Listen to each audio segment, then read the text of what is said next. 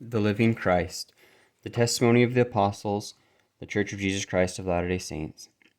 As we commemorate the birth of Jesus Christ 2 millennia ago, we offer our testimony of the reality of his matchless life and the infinite virtue of his great atoning sacrifice. None other has had so profound an influence upon all who have lived and will yet live upon the earth. He was the great Jehovah of the Old Testament, the Messiah of the New. Under the direction of his Father, he was the creator of the earth. All things were made by him, and without him was not anything made that was made. Though sinless, he was baptized to fulfill all righteousness. He went about doing good, yet was despised for it. His gospel was a message of peace and goodwill.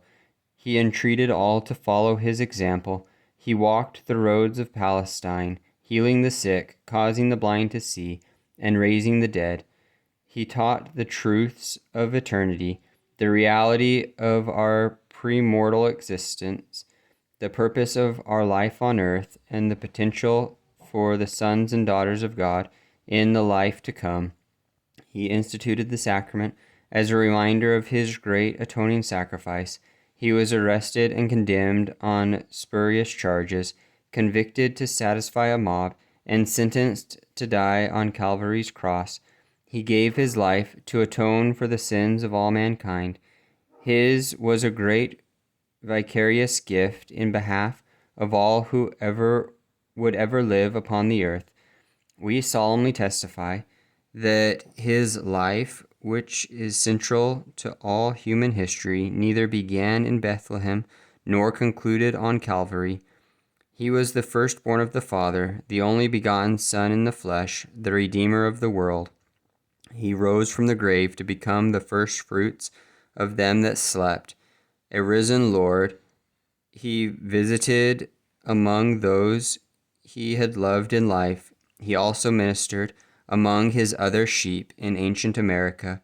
In the modern world, he and his Father appeared to a boy Joseph Smith, ushering in the long-promised dispensation of the fullness of times.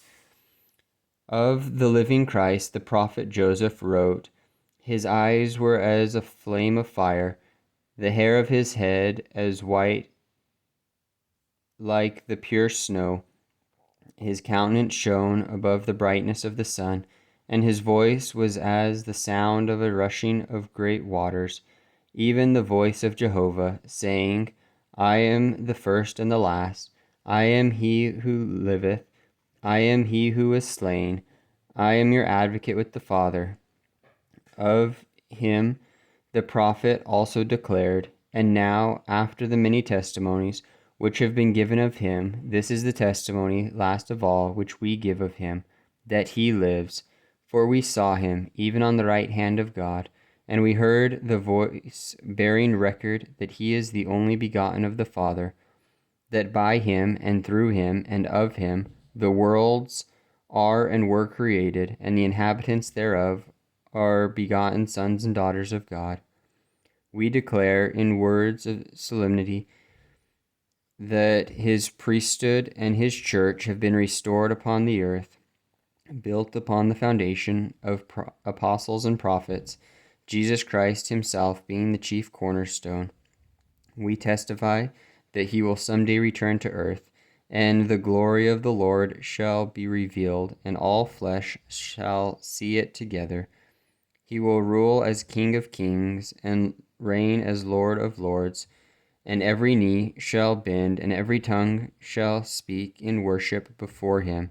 Each of us will stand to be judged of him according to our works and the desires of our hearts.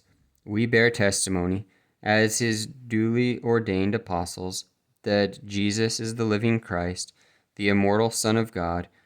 He is the great King Emmanuel, who stands today on the right hand of his Father. He is the light, the life, and the hope of the world. His way is the path that leads to happiness in this life and eternal life in the world to come. God be thanked for the matchless gift of his divine Son. First Presidency and Quorum of the 12 Apostles. January 1st, 2000.